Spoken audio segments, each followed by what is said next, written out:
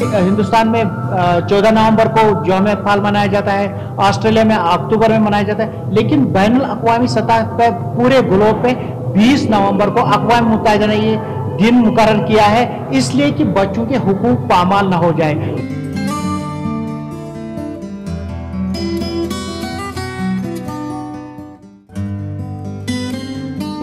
World children's day का वो एक एक्सचेंज, एक प्लेटफॉर्म बच्चों को प्रोवाइड करना है जहाँ पे वो आके अपना टैलेंट एक्सप्रेस करे। और in addition to that world children's day का ये भी एम है कि we think about the welfare and benefit of children. Large platform बच्चों को प्रोवाइड कर रहे हैं जहाँ पे बच्चे बहुत सारे गाँव से आके अपना टैलेंट, हुनर एक्सप्रेस कर रहे हैं और एक दूसरे से सीख रहे हैं।